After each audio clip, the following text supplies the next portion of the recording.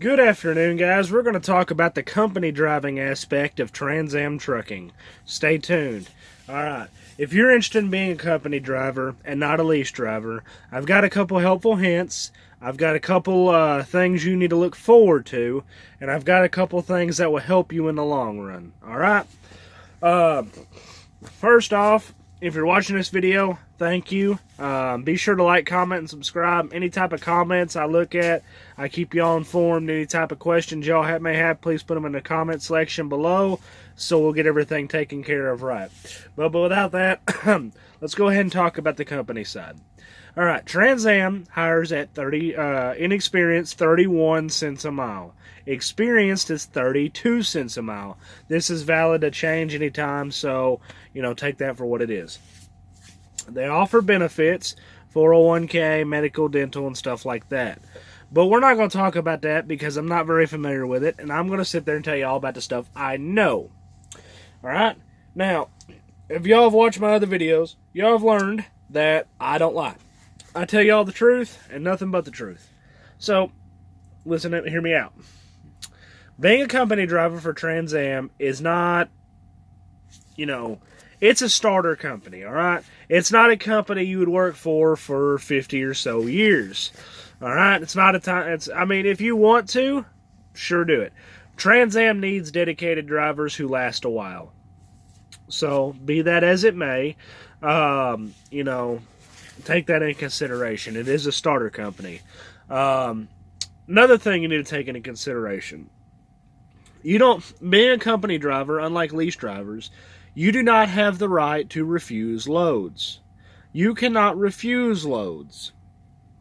If you do, you'll probably get fired. Alright? That comes with leasing. That does not come with company driving. That is not a thing. Also, company drivers can't choose what loads they get. They also can't choose. They can't say, "Hey, I'm going home on this day," and go home on that day. It's not going to happen. That's not how it works. In the company aspect, what they do is they have open days. People will schedule days to be off on specific, whatever days they want to go home. But when that space is full, you can't go home on that day. So they have a chart pretty much of what people are going home when, and you just got to find a day that's open, or a couple days, or however long you want to be home. It's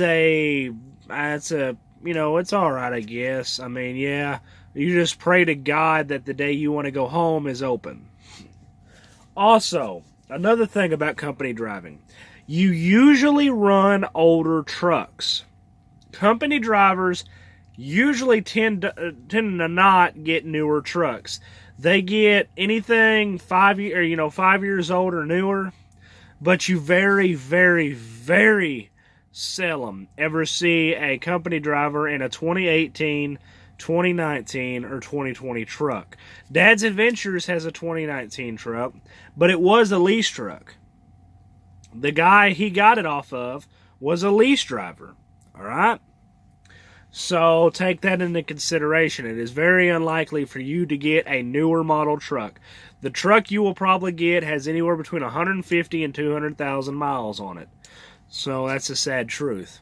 Also, if you want to run, if you got a load to Pennsylvania, this is part of that no rejecting thing. You're going to take that load to Pennsylvania. I'm calling you out, Dad's Adventures. You know I am. All right. Also, it being a company truck, you need to keep your truck really clean, especially if you leave. Also, if the truck is damaged in any way, shape, or form when it is returned, if you decide to quit. Dad's Adventures, hopefully to God you listen to this one.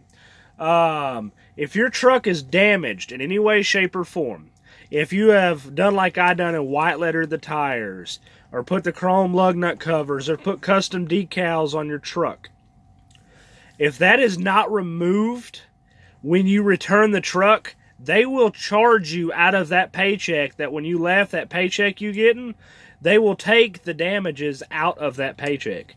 So like white lettering the tires, the easiest way is to run up against a curb and just scrape them off. It's pretty simple, actually. You just run back and forth on a curb about 2 or 3 times and the white letter's gone. But they're probably not going to do that. They're either going to put new tires on the truck and toss the ones with the white letters on them, or they're going to get a wire brush or whatever, some cleaner, and clean them off, which is a pain in the ass. It's really hard, especially when it's paint, you know. Or you dust the whole damn tire in paint thinner. So they would charge me for that. My custom decals, if I didn't take a razor blade and remove them, they would charge me a $60 an hour rate to remove them letters. Because that's the average shop rate. It may be more, it may be less.